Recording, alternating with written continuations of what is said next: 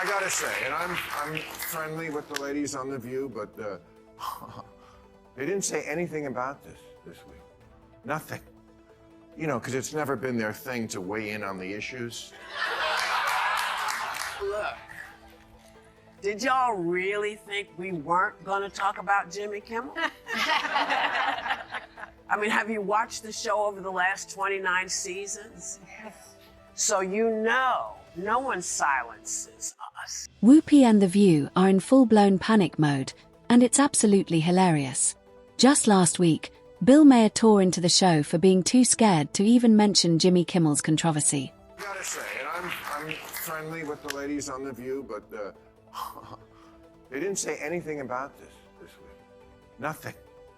You know, because it's never been their thing to weigh in on the issues. It's just, you know, it's just an upbeat party show. That's why they hired people named Joy and Sonny and Whoopi.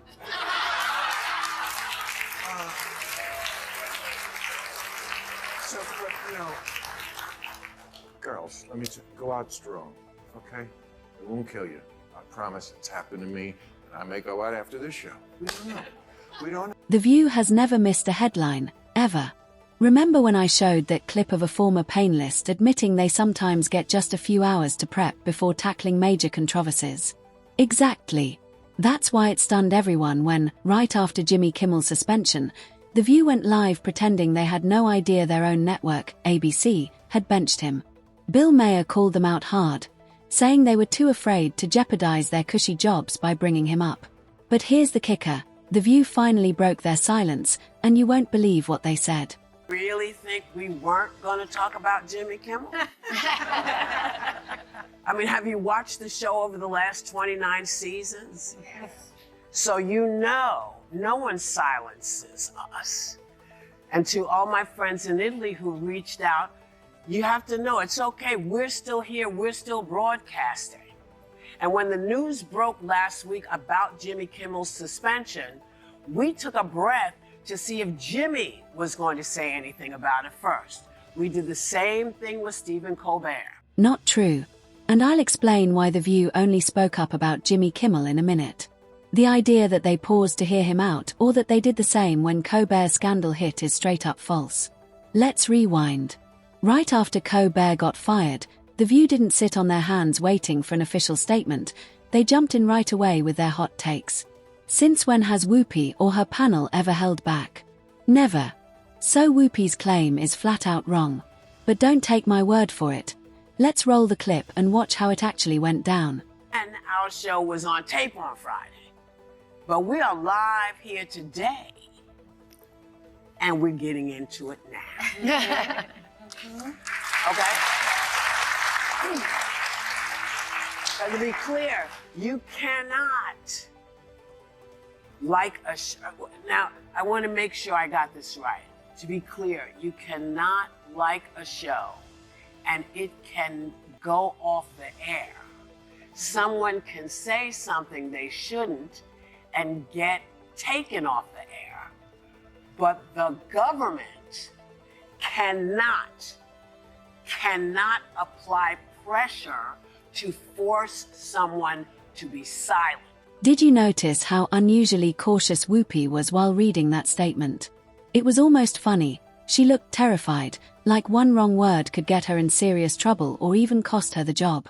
Since when has Whoopi Goldberg ever been that careful reading off a teleprompter? Exactly, never. So let's drop the fake confidence, because that nervous delivery said it all. And here's the kicker. Jimmy Kimmel is already back on ABC after what now appears to have been just a temporary suspension. The View knew he was returning, which is exactly why they suddenly found the courage to speak up. Their bravery only showed up once the coast was clear. But Maher, he wasn't buying it, and he didn't hold back roasting The View one bit. The FCC says they're going to go after maybe next The View. They got a new show lined up. It's going to be great. It's called Morning Wood with James Wood.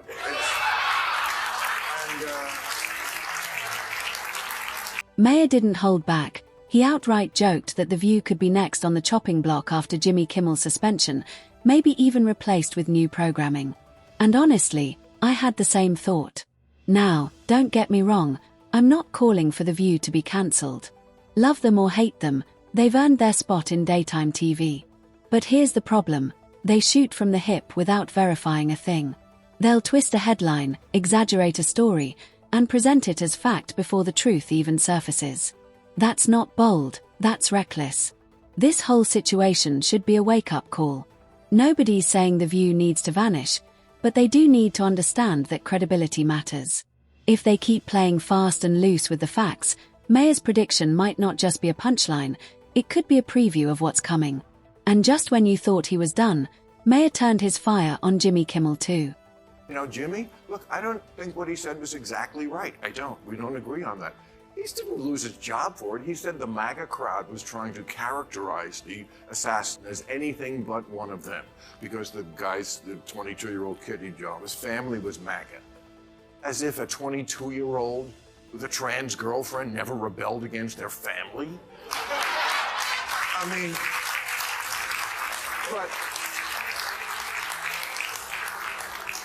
but was he on the left? I don't know that either. And I hate to do this. I'm tipping the end of the show, which I work so hard on to keep a secret from the rest of the show.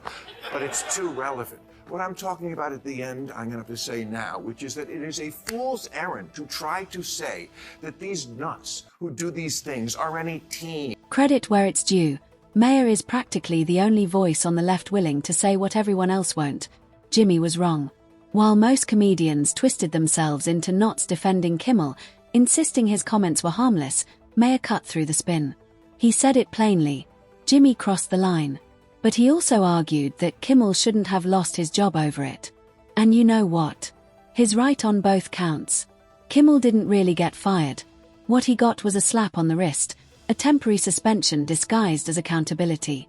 Let's be honest, that move wasn't about discipline. It was ABC's way of saving face, pretending to take action while quietly planning his comeback. Maher called it exactly as it was, no sugarcoating, no partisan spin. And that rare dose of honesty is what sets him apart from the rest. Every right to be wrong, but look at this guy. He was doing video games with furries. He was on a game called Furry Shades of Gay 3.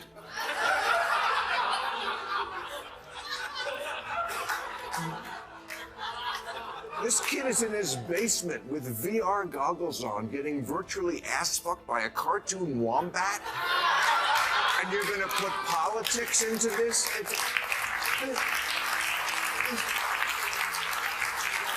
Bill Maher kept the pressure on with his trademark blend of sarcasm and sharp wit, taking aim at Jimmy Kimmel for desperately trying to pin the attack on MAGA supporters. The message behind Maher's mockery was crystal clear. Jimmy should have done his homework instead of rushing to politicize a tragedy for cheap applause. If Kimmel had taken just 5 minutes to verify the facts, he would have realized the incident didn't fit any political narrative. There were no MAGA ties, no clear ideological motive, just a deeply disturbed individual. But instead, eager to ride the anti-MAGA wave, Jimmy jumped in head first without a shred of evidence. That's why Maher's jokes hit so hard, because they were rooted in truth. Kimmel's knee-jerk reaction wasn't just careless, it exposed him as both reckless and blatantly partisan. In the end, Maher's roast wasn't just about Jimmy. It was a reminder that facts still matter more than political spin. He doesn't belong in either party. He belongs in a straitjacket. He's an outpatient who should not be out. But you have the right to be wrong, or to have any opinion you want. That's what the First Amendment is all about. I was defending it last week on this show against what they're doing in England against the left. Come on, guys, be fair. Let's pause and break this down. The real reason Jimmy Kimmel was pulled from late-night TV wasn't just about what he said, it was about the money. The moment he went off on that anti-MAGA rant, Disney, ABC's parent company, saw its stock take a nosedive. And we're not talking about a minor dip. Reports say Disney's stock dropped roughly 2%, wiping out around $4 billion in market value within hours of Kimmel's outburst. That kind of hit doesn't just sting, it sends shockwaves through investors and top executives. So no, ABC didn't suspend Kimmel out of some moral obligation or sense of accountability. It was pure damage control. When billions are at stake, corporate loyalty takes a backseat to shareholder panic. Kimmel wasn't just suspended, he was temporarily sacrificed to protect Disney's bottom line.